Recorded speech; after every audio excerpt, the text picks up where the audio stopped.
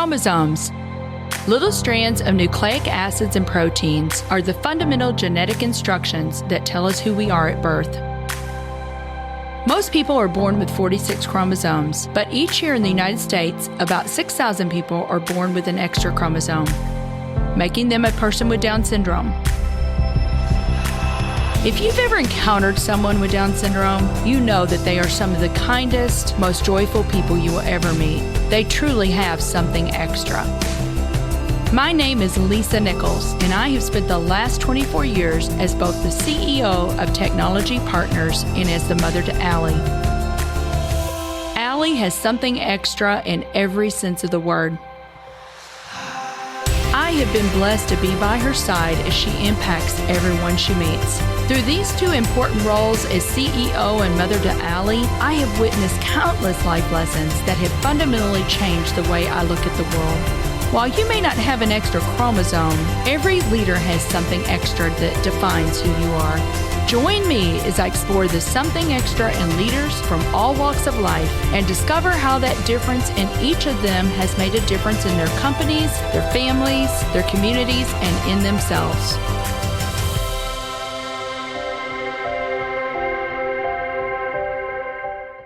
I'm thrilled to have Melissa Harrison on the show today. Melissa is the Vice President of Member Engagement and Discipleship at CEO Forum and a former television news and anchor reporter. If you like this episode today, please go to Apple Podcasts or wherever you listen and leave us a 5-star rating. Well, Melissa, I have been looking forward to this time with you so much because I just think you're the most amazing person. You and I got connected through CEO Forum. And I will tell you, the first time I met you, I knew I adored you. And now we have just gotten to know each other more and more, and that affection for you has just grown. So thank you so much for making the time to be on the show. And I know you're traveling today and things are crazy, so I appreciate you carving out some time. Absolutely. Absolutely, Lisa. And that admiration is very mutual. I loved getting the chance to visit you in St. Louis and being able to come and just really just seeing, more. I'd heard so much about you and about your podcast and your story and your heart and how incredible you are and all the incredible the different roles that you lead in your life. But it was so fun for me to initially meet you. And then over this past, year and a half almost, to get to know you. And I'm so grateful and honored to be here today. Yeah, well, it's like I told you this morning, I know one thing's for sure. Your story is just going to impact our listeners. And I know, secondly, I know you and I are going to have fun because we always have fun and we laugh a lot, right? When we're together. Most important. So, but here's what I would love to talk about. I mean, you are brilliant. There's no doubt about it, Melissa, you're brilliant, but you're also very humble. You're also a very caring and compassionate person. And I see this in you, but like a lot of us, and I don't want to focus totally on this, but I know that you've gone through a lot of pain in your life. And, I think that knowing your story now and knowing the pain that you have gone through, I think that's probably why you are such a compassionate and empathetic person. And we're going to talk about that. But, why don't you take us back? Because I found out some things recently about you that I didn't even know. I didn't even know were part of your story. But why don't you take me back to your childhood? And you grew up, I believe, in Grand Prairie, Texas. That's right. Grand Prairie, Texas. I love Texas. Everything's bigger in Texas. Yeah. Love the people of Texas. But take us back to your childhood and tell us a little bit about growing up in your story.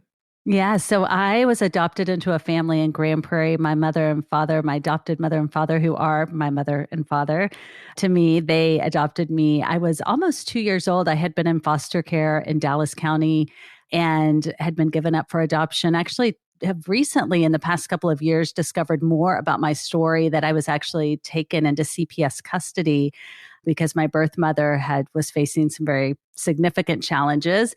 And so I was placed in the foster care system. The way it works in foster care is the goal is to unite the child, to reunite them with the birth family if it's a safe place. And so I was put in this path of the foster care system where I was kind of in a temporary space between my birth family, birth mother, and being put up for adoption. And that lasted a full 365 days. So this is all things in my parts of my story that I've just recently discovered too through DNA testing, which, that's a whole other conversation of how these test kits are opening up so much information and unlocking so much about people's history. But the story that I knew growing up from my parents who adopted me was that my mommy, who gave birth to me, couldn't take care of me. And so my parents wanted a baby so badly that they adopted me. And so I always felt that overwhelming sense of love. In no way was my adoption story a shock or something that made me feel less than. I was always told that I was so special that they had wanted me. And I felt that to my core. I feel that to my core today, even in spite of the challenges of my life, pre going into that home and after. There is such an overwhelming sense of love and knowing that I am deeply loved. And I think what that's taught me so much now as an adult is that when children feel that, it is transformative through their upbringing, any challenges they face in life, having that love. And so I was adopted into this family, and my parents had both lived in Grand Prairie, both moved there from elsewhere in Texas, like in their grade school years. They were high school sweethearts, got married. And the generational families in our town there was something really special about that because my grandparents helped found a church in the town when they first moved there, brought a pastor from East Texas where they had lived previously, where my mom was born. And they were really a part of this church community from my grandparents being friends with families and then their kids being my parents' generation and then their children being my generation, that we all kind of grew up together and did life together. And so what I really saw in that very middle class, small town was just a communal love and investment in people's lives. People knew each other, people were invested. And it wasn't a tiny town. It wasn't that everybody in town knew each other. It was more the way I saw my grandparents, my parents investing in the community. And so that was really, really beautiful. Grew up there. We adopted a younger brother. I'd always wanted a brother or sister, adopted a younger brother when I was 8 years old. And I went on to have a pretty, I don't know, it's funny when you have children, you wonder like, what are they gonna think is normal and what's not? And I think when we're kids, whatever our childhood is, that's normal to us. For me, it felt like a very normal upbringing. And so I did that until I went off to college, went to Baylor University, which is where I went to school. Right. Yeah. I want to talk about that. So that is, I love so much of what you said. And I know that community, and we'll talk about this because it's kind of what you're doing today, in your current role is building community. So you've had other times, and we'll talk about this. So seeing that community and that strong communal feel, right, carried forward for you, Melissa, and even how you operate today. So I love that. And then the other thing that I really love that you said is just you never questioned that love. You felt wanted. Yeah, I mean, honestly, you were chosen. It wasn't even like, it wasn't like, oh, wow, we're pregnant. I mean, it's like you were chosen. How special is that? It really is. And, we have 3 children. I have 3 young children. And I wondered in the back of my mind if I wanted to be able to have biological children. I had never seen somebody that I looked like. I'd never had a blood relationship with somebody that I knew. And I wanted to have that experience. And I wondered, am I going to have that and then discover that it's a deeper bond genetically? How will I feel? Will it be a different love? And what's really interesting, and I've heard other adoptive children talk about this, and parents who've adopted, it is interesting how it feels just as strong, if not potentially even stronger, because there was such a recognition that there was something missing and the willingness to go to great lengths to get it. And just an appreciation that I think we can often take for granted if having children could come quickly and easily. Sometimes we may not realize the journey some people have had to go through to get there. That's right. That's so beautiful. I love so much about that. But let's go on. Let's talk about, because you did go to Baylor. Go Bears. Go Bears. You got your bachelor's in communications, I believe, and Spanish and communications from Baylor. But I have to ask you a question. Yeah. Did you ever meet Chip and Joanna? I never met them. You know what's so funny? They have transformed Waco. I mean, Yeah. when I went to school at Baylor, it's like nobody would come visit that went to my friends for us here in Texas. University of Texas is big, Texas A&M. You know, if I wanted to see any of my friends from high school or who went to other colleges, I had to get on the road and drive because nobody was coming to Right. Waco. And, Waco. to see now we have family in the Seattle area through my husband's side of the family. They're taking trips down just to see, the silos and Chip and Joanna Gaines. I'm like, wow, that couple has transformed They that have. town.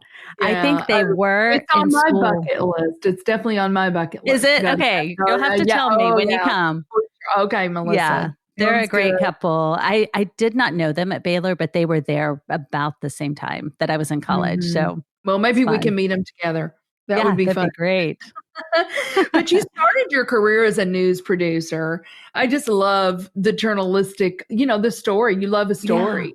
And I love that about you. But you worked as a news anchor. I think you were in 6 different markets, Abilene, Hmm. Jackson, Mississippi, Birmingham, DFW, Some. and then New York. And I want to talk a little bit about New York, Melissa, Hmm. because when you were in New York, you actually went and completed your master's at Columbia, which is an Ivy League school. I mean, it's consistently ranked in one of the top spots. How was that? I know that I think I was reading the average acceptance rate at Columbia is about 6%. Oh, wow. So when I said you are brilliant, girl, you Aw. are brilliant, Aw. but how was that being at Columbia at an Ivy League? Yeah. Well, it's interesting because the journey there, I did a program, Joseph Pulitzer, who the Pulitzer Prize is named after, founded the Graduate School of Journalism at Columbia. And when he did, he made kind of he gave money to the school and said he would found it, but he had the stipulation that journalists should not major in their undergraduate education. They needed to have expertise in politics, economics, just really. And so the graduate school was really an interesting place to be because everybody in there had studied something else. For me, this something else was Spanish and international communications. My dream was to be a television news anchor or reporter. And that came about actually in my middle class high school, public high school in Grand Prairie. There was a teacher who was just really passionate about good journalism and storytelling. And she just gave us this kind of simulated a working newsroom on that campus. And we had a studio. And to be honest, the program in my high school was better. I hate to say it, but then Baylor's was at the time. It was really good. And this teacher had such passion. And I knew back then at like 16, 17, 18, it's like, wow, if my job could be to go out and tell people's stories, to meet them, all kinds of walks of life, all different circumstances, but to tell their stories, that would be so much fun. So the road to Columbia was interesting because for a lot of fields, you would go from undergraduate directly to graduate school. In journalism, you don't actually even need graduate school. You really need the practical experience. That's what an employer is going to look at. And those first jobs out of the gate were, $15,000 a year salaries in Abilene, which was funny at the time because I had my picture on billboards and buses, and yet I think technically I may have qualified for welfare assistance of some sort. So it's just so ironic. It was like you had Things to are get not out of always what they seem, are they, exactly. Melissa? Exactly. I'd go to the grocery store and they'd be like, "We didn't know you do your own grocery shopping." I was the evening anchor at the time. I'm like, "Oh my gosh, I can barely afford these groceries." So it's just so ironic. But the way that it works in that industry, you want to move up quickly. So you go to these middle of nowhere towns to get there. But you learn a lot through that. It's almost like I compare it almost to like playing minor league ball before you get to the big leagues. You make your mistakes in the smaller places, but there's a work ethic and a grit that you really have to survive that kind of, especially back then. Now, with things streaming, with more opportunities online, there's more that people can do with less barrier of entry. But at that time, if you were going to get somebody to put you on television, you had to really prove yourself and fight to get there and stay there. And there was a lot of funny stories through the journey. So when I went to Columbia, it was really a decision to kind of step back from the day to day and to go and really dive deeper into some longer form storytelling. Television news is you're working in a very time, like the deadline pressure is off the charts. I mean, you have to be so nimble and able to respond to events in real time and try to beat competition and covering it. So there's just this intensity that can be very wearing. But also for me personally, I had been through a very difficult season and experience. And I knew that I didn't even have the words for it at the time, but looking back, it was really a recognition that I needed some soul care. I needed to push a pause. I needed some time to kind of reflect on what I'm doing and why. And that's what Columbia offered me. The funny thing is, I mean, it was an honor to be there. It's considered one of the best or the best journalism school really in the world.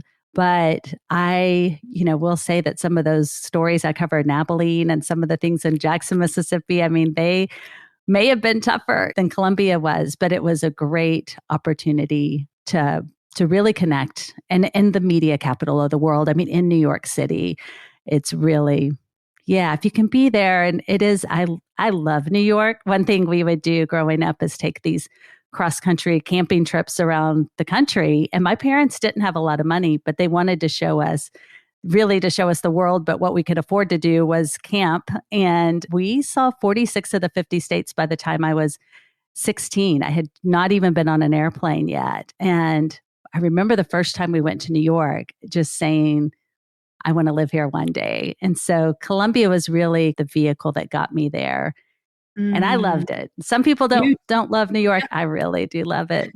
Yeah. My assistant, whom you know, Jenny Hill, yes. loves New York and lived in New York for a while. Oh yeah. She loves the theater, and she loves New York, the Big Apple. Yeah. Wow. I love that story. I love that Columbia really was that chance to kind of take a step back. Because I mean, Melissa, you and I have talked about this, and it is not easy to be in the limelight like that. You're in the public eye, and you say you never want to let them see you sweat. So it's hard for you, like when you're carrying stuff, to always be in the public eye like that. And then secondly, you are always on. In fact, I have another really dear friend, Zipper Zappa, who was a sportscaster in many different markets. And, he said, really, television kind of becomes your mistress, is the way he said, because, your hours are crazy a lot of times, and there's not a lot of time for social. And so I know that it's not an easy thing.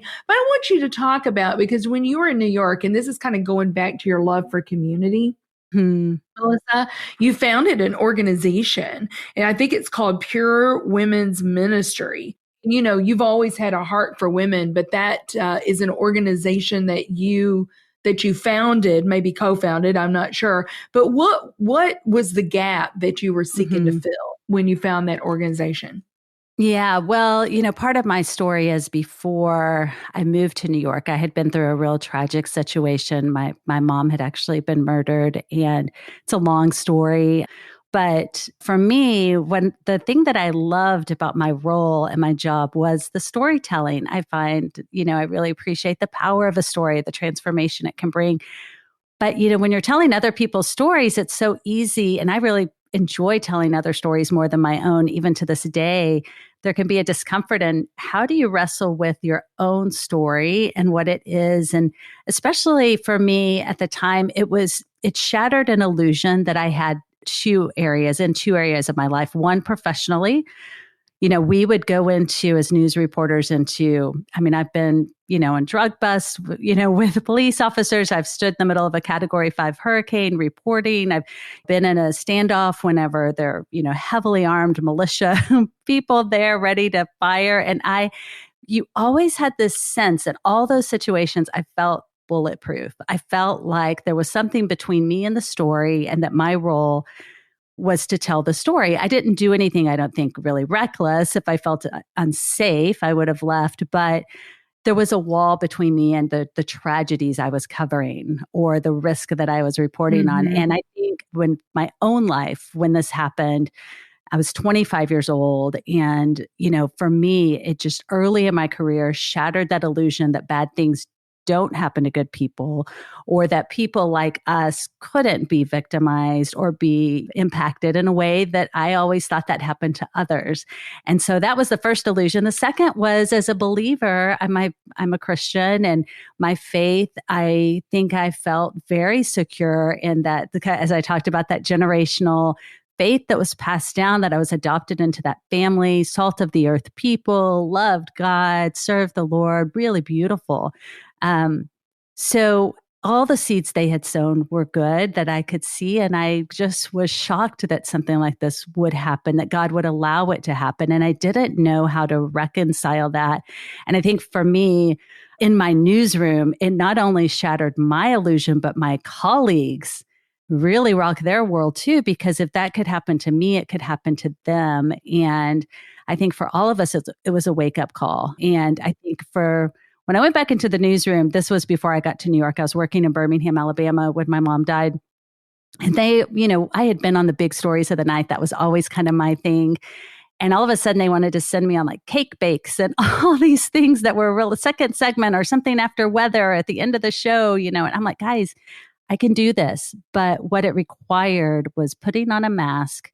It required separating my spiritual soul from my role. And in that separation that I learned to do to continue to perform in my job and my profession and not lose ground. I had worked so hard to climb up to that point, thinking to myself, I didn't go to Abilene and Jackson and Birmingham and Dallas to quit. New York is my goal. And so I had really learned to live that way. And I think 2 years talking about your friend saying, television, if you work in that, could become your mistress. It can also become your identity, where even loved ones can be really impressed with what you're doing and think you're just fine because they see you on the news and you're smiling and you look fine, look like everything's okay. And it's when I got to New York and I was taking that pause and reflecting, and I looked around me and I thought, who do I, first of all, I didn't know hardly anyone in New York. Where in Dallas, where I'd come from, I knew a lot of people having grown up there. And I started looking around just thinking, who are quality people? How do you find quality people in New York that you can trust and build community with? And it was just, honestly, by the grace of God, I found a community it was called Priority Associates. And it was a workplace ministry, part of Campus Crusade. They had a vibrant workplace ministry. But the thing that I recognized was there was a lot for men in the city. There was another organization called the New Canaan Society that would bring in a retreat each year, maybe 800, sometimes 1,000 men for a conference to come together. But women I was meeting, and just so many incredible women, Lisa, like the women we know, women that we could just name all the women we know mutually, that you're like, my goodness, these women are incredible. They are a force. And I would say one of my giftings, if it is a gift, is being able to connect people, to be able to say, you should know this person and you should know that person. And what was happening when I visited Priority Associates, even though most of the things were for men, there were a couple of co-ed groups, and we started saying, we should get something together just for the women, separate from this, just for us to be able to do life together and get to know one another. And these women were incredible, but what they had learned in New York in that environment was how to put the game face on and, just go out into the world. And I mean, I'm sure fine. Yeah. Everything's fine. And New York is so hard if you're going to get a cab, if you want a spot on the bus, if you want, all the things you got to fight for, everything. And so these women I recognized just a felt need for community and to be known. And so it was really fun to see. My suggestion was, and I got it from seeing my mom, she had a gift of hospitality, and she led the women's ministry at our church, and she was really a leader in our community and really a champion for women. She's somebody who never was intimidated that I could see.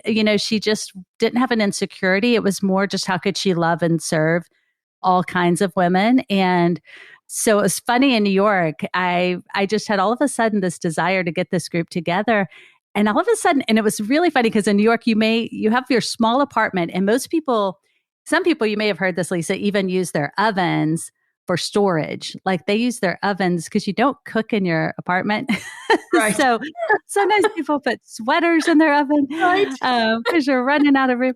And so I just felt it to cook breakfast for them on Wednesday. At the time I was working at NBC, did not have time to be doing this, but I'd bake a casserole the night before, bring it in for our little study. We started meeting on Wednesday mornings. Priority Associates said, sure, use our space. That's great. Started meeting. Women in New York were so impressed. They thought I was a great cook. I mean, it was a simple casserole, but I didn't tell them. Right. But we started meeting and we met for a year. And there was a woman who had just graduated from Dallas Theological Seminary, and she started leading us through a Bible study. And I was still struggling with the Lord over what happened to my mom. I was processing, didn't really know how to do that in community. So I didn't share what had happened. And we played it pretty safe that first year. Nobody got too personal, but we were building community and relationship. And then that woman had to step down for the summer and she asked if I could lead. And since I was there each week and I knew that I was not in a place where I could do that, but I said, let's have everybody share their story. And if we took turns each week sharing our story, then, and this is me using that journalistic, so let me hide behind this. This is my default. I can do this. I can, and women started sharing their story. And what was really cool was it was about the third weekend, a woman just getting really personal. And she just said like, hey, we need to cut the crap. Like, you don't know me. I don't know you. She's like, you think I have it all together because I look like this? She's like, I got this down pat. Like I am covering up so much. And she was just very open and honest and shared that she had had an abortion in college and she had never been able to forgive herself. And she was afraid of judgment, especially in a faith community. And those women just wrapped their arms around her. But what happened to that group, as you can imagine, is then the depth and intimacy level went off the charts. Yeah, it was probably a pivotal point. That was a pivotal point for the group, Melissa. Well, gosh, we've got so much more to talk about. And I do want to talk about your mom. I want to talk about that tragic day. I think it was October the 3rd. I want to say 1999 that happened. I want to talk about that, but we do need to take a quick break and then we'll be right back with Melissa Harrison on the Something Extra podcast. Hey there. In a challenging business climate like this, savvy leaders look to technology to find an edge. This can mean the difference between staying ahead of the curve or playing catch up. It's time to collaborate with the highly skilled experts at Technology Partners. Our team of technologists draws upon decades of experience for your project, with each bringing a passion for solving problems and a track record of success. How can we help you overcome your biggest technology challenges? Visit technologypartners.net to book a free consultation with one of our leaders. So welcome back, everyone, to the Something Extra podcast with Melissa Harrison. Melissa, we still have so much to talk about. I seriously think you and I could talk for hours and hours and hours, but we're not going to do that to our listeners. But I appreciate you talking about this community that you built in New York, but, you mentioned some tragedy. And I had said at the very beginning, Melissa, you've been through a lot of pain in your life, starting at a very young age. It didn't, it started out not so great, right? But I believe that is God's used all of that to make you the person that you are today. And you are such a compassionate, empathetic person. But, I love Brene Brown said this. I think it's attributed to her, but she says, one day you will tell how you overcame what you went through and it will become someone else's survival guide. I love that. I love that. I do too. I love that quote and I believe that so much. But here you were 25 years old and I think you were in you were in the Birmingham market at the time, in the newsroom. And I remember you telling the story about you were hosting a dinner party, and your team was blowing up your phone, which was not unusual because to your point earlier, you had to be ready when there was an event happen, you had to jump on it, right? There's a story to tell, but this time it was different. This time it was different. And the story was about you. So why don't you and your family, why don't you tell us, our listeners, about the story? And the story is even as tragic as it is, and it's just awful, awful. But what you learned, it was even more tragic because of who was involved. Yeah. So yeah, I was hosting a dinner party and we had pagers back then, 1999. So pager starts going off and that would always happen in the middle if I was on a date or had plans with girlfriends. I was like, of course there's some 3-alarm fire I'm getting called into. So I just ignored it. And typically you wanted to be the first to respond because you wanted out of that market to a bigger market. So I thought, you know what, I'm having a party. I'm going to let somebody else have that call, get that story. And it was a couple of times later, the page coming through when it did say, Melissa, call the newsroom immediately. I knew then, I'm like, oh, wait, this is personal. This is not just an all out page. So when I called, I could tell quickly something was not right. They said there was a man named Richard Oseguera, trying to get a hold of me from Grand Prairie. That's my hometown, but it was several hundred miles away. So I didn't know why this person would be trying to reach me. And later discovered through that conversation that police had discovered my mother in our home in the entryway and had found her. And it was shocking. There are no words to really capture what happens in your mind when you find out something like that. There was a real sense in my mind that I wanted to keep my head. The first 2 words that I remember coming to my mind were stay sane. And it's so interesting because I think, why was that what I thought? But I think it may have been 2 things. One, I had been in that situation where I saw people finding out news like this and really lose it, faint, or all kinds of ways that they reacted. And I also think it was a real gift, truly a supernatural thing, that I had a real soundness of mind to be able to keep my presence and stay in the moment, to be able to process what was happening. But later I discovered that my younger brother, who we had adopted, he was involved in a Christian school. My mom had taken him out of our public high school I went to and put him in a small Christian school. She said to me that summer, she said, Melissa, Max is a follower, and I'm afraid he's going to follow somebody, and it's not going to have been his idea to go there, but he's going to end up in the middle of it. And she's like, I just want to put him in a more controlled environment. Max was also adopted. Done some research on adopted children. I love adopted children and stories, of course. There is a kind of a phenomenon that happens with adolescent male adoptees whenever they are around that 16, 17-year-old age, especially if there's something that triggers it. They can go through a season of feeling disconnected or kind of pushing back and rebelling. And I think that's what was happening. The problem is, the perfect storm was Max became friends with this kid at his school, who it turns out was now we understand in today's context, he was mentally ill and he had had a lot of trauma, but they had this friendship and they had just made the wrong decisions that night to go to our house. My mom taught Sunday school. Max said, my mom will be asleep. We can get some money. And they had been involved definitely in drinking, likely with drugs. But it was a quick spiral for Max. And I think that was, again, when we talk about those things when they happen and how the ripple effect hits the community around.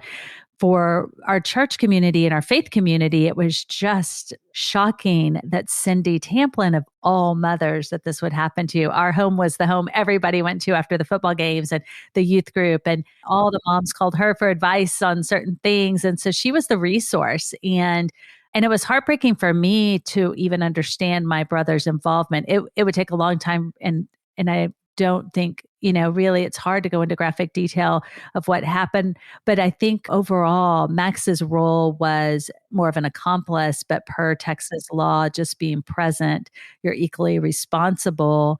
And going there with the intent to get money was enough to commit a felony. And that combined with somebody being murdered, even though it wasn't premeditated. The police don't believe either of the boys had intended for it to happen. But again, it was just this moment, this storm, just tragedy that happened. Mm-hmm. And it just spiraled out of control. I mean, it spiraled into something that they really never intended. Exactly. That adolescent not 17, thinking about. He was 17. 17. Yeah. When it happened. Oh gosh, Melissa, it's just such a tragic story. So here you are dealing with the loss of your mom, who you're so close with. And your mom, certainly, I see a lot of your mom in you. You said she was I think you said she was a great baker. She was good at baking, She's but so hey, you good. can make casseroles. So, you must have picked up Yeah. something there, but just this whole love of women, so much of you in her, but then to find out that your little brother was involved and then basically lose him too, because what happened with him? What was the sentence? Yeah, so Texas is a place where you do not want to make a mistake or anything. I mean, it is a harsh system, and there are good and bad things about that. But in this situation, the sentence is, even if you didn't actually commit the crime, if you're there to rob somebody and this happens, you are sentenced to life in prison. So he is serving a life sentence. And yeah, I mean, it's a heartbreak, it's interesting. I think our stories too. I remember after it happened feeling like this can't be my story because this isn't who we are. I just kept feeling this is not a reflection of our home. And I think deep down as I covered stories, I've always wondered like what was going on behind closed doors, what could have led children to do that. It must have been really bad parenting. If only they had good parents. So I think for me, this was really shocking. And as I'm now a parent myself and closer to the age my mom was when she died, I have a whole new level of empathy and appreciation for just what she was trying to navigate. Because, we really can't control once our kids are old enough to get behind the wheel of a car and to make some decisions on their own in those adolescent years. And boys' brains are not fully developed and they are not thinking, but the consequences of this crime are long lasting, Yes, obviously. yes. Yeah. Yeah, because So your mom was only, what, 51, she wasn't she, just Melissa? So turned she's very young, 51. I very young, know. very young. Well, I want you to talk about this because you and I, you know what kind of year we've had too, and I've learned more about grief and loss this year than I've ever known. How did you start to heal, Melissa? And I'm sure there's not a day that goes by. It's not like you get through it. You Right. carry that person with you, right? Every single day. But, what were some of the lessons about grief that you learned during that time? Yeah, I think my first approach to it, there was a lot going on because of the circumstances of her death. And there was a lot with me being the only child, essentially at that point to take care of the estate. And we had 2 murder trials and all kinds of things. So the to-do list was long. And I felt like dealing with the death of my mother would be going through that list and checking off all the things from the funeral to the estate to, all of the things that you need to do after somebody dies. And I honestly thought like that was part of the grieving. And of course, it was part of the grieving process. But it was interesting. About a year later, I had connected with a woman who was a counselor. I wasn't coming to her for counseling. I was meeting her through a Bible study at church. But she said to me, she said, you need to do grief work. You need to process what's happened. And I was like, no, I've done all the things. Like we have wrapped up this and this and this. And I have dealt with nothing. I think her term was, you need to deal with your mother's death. And I'm like, lady, that is all I've been dealing with. Like, trust me, I'm doing everything possible. And she's like, no, because if you don't actually deal with what has happened, if you try to get over this instead of going through the grieving process, then grief will deal with you. Like you either deal with it or it deals with you. And she went on to explain how so many people, so many ways that they deal with it or that it takes over for them, whether it's through addiction or compulsive eating or drinking, all the things that people do when they try to run away from their grief. So I think the thing that I learned that I didn't want to know, and even when I think of your year, Lisa, just when you say you've learned so many things about grief, and it's like all the things in a way you're glad to now understand, but you just wish you didn't have to learn it this way because it is so painful. And I think the unexpected nature always gets me. As I study a little bit more about mother loss too, the whole idea of sometimes in my moments that should be the most joyful, I will get sad because I recognize she's not here. So whether it's the birth of my child, my wedding day, our first Christmas as a married couple, I'm in the bathroom in tears thinking, what is wrong with me? This is the day I've been waiting for. And what is this emotion that has overcome me? So I had really good counseling. I felt lonely for sure in my grief. And I think grief by nature is lonely because even in the same family, people grieve differently. So that's hard because even if you're all mourning the same loss, you're dealing differently. And each person had a different relationship with that person. So that can feel like you're losing your family dynamic too. And if the person you lost was the center or really the force behind all that, which my mom was, she was the glue that held so much of our family together. And I've grieved and continue to grieve the extended family and the loss of what would have been. I think that's the thing I'm grieving now is what would have, in my mind, should have been is not. And now that I see for my kids, I think in this season, I'm more surprised at the level of anger that I have that I had not ever really experienced, even in spite of the circumstances. I never got really angry. And now I just feel for their benefit, and their sake, I feel like they have been robbed. I Right. recognize they were robbed. And like you said, I'm going out of town today for a meeting, and my mom were alive, she'd be doting on those grandkids. She'd pick them up after school. She'd do the carpool, and they don't have it. And they won't ever really know what they don't have, but I know. And I think that's hard for me now to see that, dang it, it's been over 20 years and I'm still grieving. You don't ever like graduate from the Institute of Grief. I wish you got to this point you're finally graduate and you don't feel it anymore, but it doesn't. You carry it with you. And to your Yeah. point, when you have those moments of, where it should be celebratory, you think, oh, they're not here. Yeah, I know. Our grandson Sawyer was 18 months old, I guess, when my mom passed away. And my mom was an incredible woman too, incredible. And that was the thing that just hurt my heart so much, Melissa, is like, I said, you're not going to know. He's not going to know my mom like I knew her and like my daughter. And so one of the things that I did when my mom was sick is I just wrote. And I wrote stories and I interviewed my aunts about things. And I learned stories about my mom that I never knew. I know it is interesting what you learn, what people will tell It you, and you was. discover later, Yeah. like, wait, I never knew that.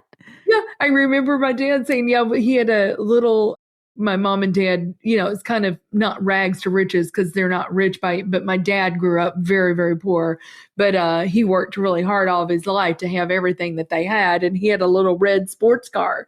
And my mom would drive that car, and he said people would say they'd see this red streak going down the road. And I'm like, you're kidding me. My mom has never had a ticket in her entire life. She never had a car accident. But I learned a little bit. I learned so many funny stories about her, but I would write those stories because I'm like, I want him to at least have some of that, that he could know her like I knew her. So I just feel your pain in that. But, Melissa, I want you to talk about one thing and then we'll talk about something extra. Because I think that this is good for our listeners to see too. But because your mom had built this community of women and had invested herself really in women, you, after your mom's death, had a lot of women come out of the woodwork, right? And become like surrogate moms to you. They did. And they knew all the traditions. They knew all of the things, the Christmas jammies that she'd give every year.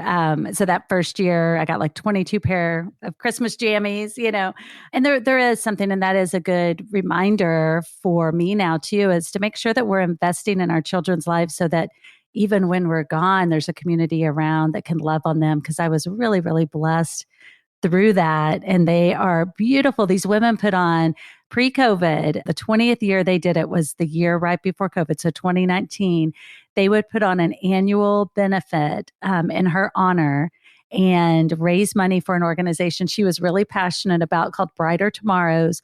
And the whole thing that they would raise money for was scholarship money to train women who had been in abusive situations, abusive homes, to give them job training, interview skills training, all of that. So my mom was really big on don't just give somebody a fish, but teach them to fish and teach people to care for themselves. And so they would raise money each year, and a few hundred people every year would come to this benefit that they would put on. And it was so beautiful to see. And I did get to have my kids at the first few of those when they were born. And my daughter at the time, I guess she was probably 7, said, wow, your mommy must have been really special for all these people to come. But to your point, I mean, Lisa, we think about as friends, right? It's so easy, especially in today's time, to have good intentions to do something, but not follow through or not really know what to do. So we just stay back and don't want to get in the way. But what I saw through those women doing that year after she was gone, it's just a testament to friendship and what that meant, and just the authenticity of it and the commitment, the loyalty past death, Yeah. Yeah, for sure. Beautiful. Oh, do something. We can all do something. And just, I love that the Savannah's watching that, Melissa. Yeah. She saw that too. So it's not just what those women have done in honor of your mom and continuing that mission and loving on you, but it's a way to express the love to your children, Savannah, Hudson, and Olivia. So, Melissa, I have to ask you, this is called Something Extra. Well, here's what I really want you to talk about, just real quickly before we talk about that. What are you doing now? Real quick. What are you doing now? Awesome. I know, Lisa. You're building community Yeah. as, in CEO Forum. So what are you doing? What's your mission? Yeah, so this is where it's been fun because this is how I've gotten to know you. And it's the CEO Forum, which is a ministry that really reaches out to and serves executive leaders at the highest levels in the corporate world and all different aspects and different industries. But there is an incredible group of women that are coming up through this organization. And we've had you on the board of directors and others who've really just led the way for, I think, really this incredible new movement that's happening. And it's really fun. We're at an exciting time of growth right now. We have about 25 women who are current members and others who are looking to join. And what it is really a place to come together in community and do life together and to be served. And so that leadership journey, so often you can feel alone at the top and feeling like there's no one facing the same challenges as you. Our women, we laugh, they refer to themselves as the unicorn.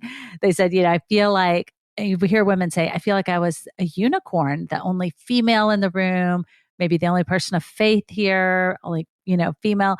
And just to be able to see that they're not alone, they said, I found my other unicorns. So I'm excited and honored. This was through a mutual friend of ours too, Jim Bechtel, chief encourager. Jim knew about work that I'd done in New York, and that group had turned into planning retreats and getting women together away from the noise. That was a big thing as I prayed about what God had for these women, getting them away and into a place where they can really receive from one another and just in quiet time. And so Jim had told the leaders of the CEO Forum that he thought I would be a good fit for what was needed. So it's been fun. We're at a very exciting time. We're going to have a retreat in a couple of weeks. It's 7 weeks out in Franklin, Tennessee. There's a really cool place called South Hall, which is a new farm and inn. If you know Blackberry Farm, they are referring to this as Nashville's Blackberry Farm.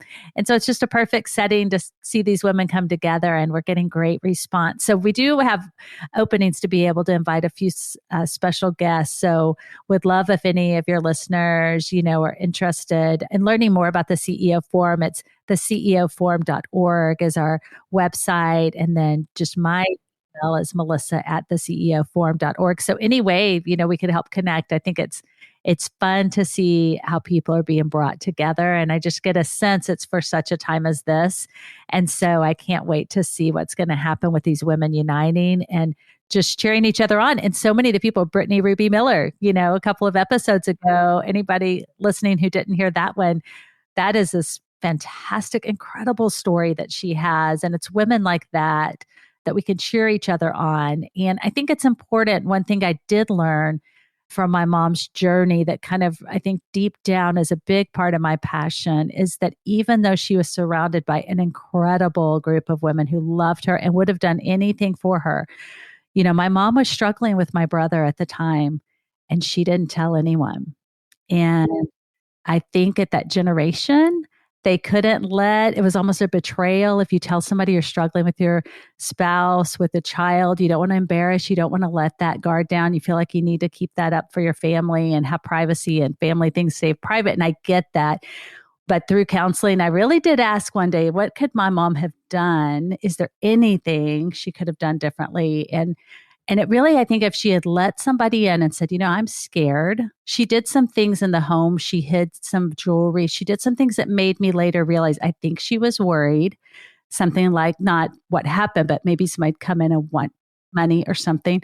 And she didn't tell anyone. And so my heart is that if women who have it all together, appear to have it all together, none of us do, but if women None of us do. none of us do, but Nope. there's just such importance of coming together and saying, you know what, I'm struggling and I need your prayers. I just need you to know this and to be able to allow yourself to be known and to be somebody who provides a safe space for somebody, because you have to have safe space for that. And my hope for the women of the CEO Forum is that we create a culture where it's a safe space. It's beyond networking and beyond just cheering, but really a safe space to do life together over a duration of many years. I mean, I think it could be definitely life-changing for these women, but I believe world-changing, because you change the life of a woman, you change the world. Yeah, I believe that, because you look at their children and future generations, and that is really good, Melissa. Such great advice, because I see that too, and I think vulnerability is one of those things that I think people are getting better at it, and being vulnerable and really taking the mask off. But listen, I tell you what, if there is anybody out there that is saying, "Oh yeah, I got it all together," I don't believe it. Yeah. Because we all have stuff. My stuff looks different than yours, but we all have it. So why, you creating that safe space for you to share, hey, I am struggling with this. Maybe that person's already struggled with that, and has great sage advice for you. Or in a faith-based community, you know what? I'm going to be lifting you up in prayer. I mean, you and I have had situations like that where we've had a situation happen and we just right then and there, we stopped and prayed. There is power in that. So, wow. I mean, we could do a whole podcast on that. But I do have to ask you, what's the something extra, Melissa, that every leader needs? Yeah, I think, community. I think for me, it's just leaders need community. You can't do it alone. You can't go it alone. I think it's hard to find it. I think it takes work to seek it out. I think it's a process to discover it or create it.